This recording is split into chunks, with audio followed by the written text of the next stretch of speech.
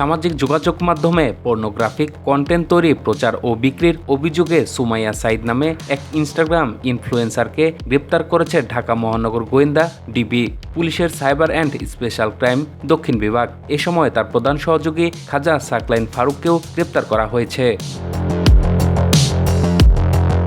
একই ঘটনায় মেয়ের কর্মকাণ্ড সম্পর্কে অবগত থেকেও তার উপার্জনে সম্মতি ও অর্থ গ্রহণের অভিযোগে সুমাইয়ার বাবা মোহাম্মদ আবু সাইদকে মামলার আসামি করা হয়েছে। ডিবি সূত্র জানায়, গত 10 আগস্ট সাইবার মনিটরিংয়ের সময় সুমাইয়ার ইনস্টাগ্রাম ও টেলিগ্রাম আইডিতে আপত্তিকর কন্টেন্ট এবং সেসব বিক্রির বিজ্ঞাপন পুলিশের নজরে আসে। এসব কন্টেন্ট মোবাইল ফোন ভিত্তিক অর্থ লেনদেনের মাধ্যম, বিকাশ ও নগদের মাধ্যমে নির্দিষ্ট ফির বিনিময়ে বিক্রি করা হতো বলে অভিযোগ রয়েছে। এর মধ্যে ৩,৫০০ টাকায় লাইফ টাইম প্যাকেজ দেওয়ার বিজ্ঞাপনও ছিল।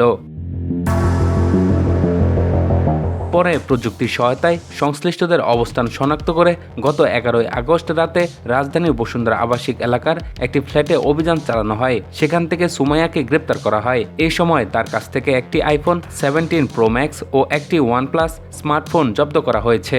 পুলিশ জানায়, পরে সুমাইয়ার দেওয়া তথ্যের ভিত্তিতে বাড্ডার ঢাকা পপুলার ট্রাভেলস থেকে তার প্রধান সহযোগী খাজা সাকলাইন ফারুককে গ্রেপ্তার করা হয়। প্রাথমিক জিজ্ঞাসাবাদে পুলিশ জানতে পেরেছেন, একজন সহযোগীর সঙ্গে যোগসাজশে সুমাইয়া একটি চক্র পরিচালনা করতেন।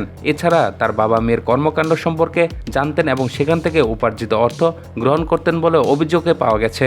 এই ঘটনায় রমনা মডেল থানার পর্নোগ্রাফি নিয়ন্ত্রণ আইন 2012 এর অধীনে মামলা দায়ের করা হয়েছে। মামলা তদন্ত চক্রের কার্যক্রমের বিস্তারিত তথ্য উদ্ঘাটন এবং পলাতক অন্য আসামিদের গ্রেপ্তারের জন্য গ্রেপ্তারের 2 জনের 3 দিনের রিমান্ডে চেয়ে আদালতে আবেদন করেছে পুলিশ।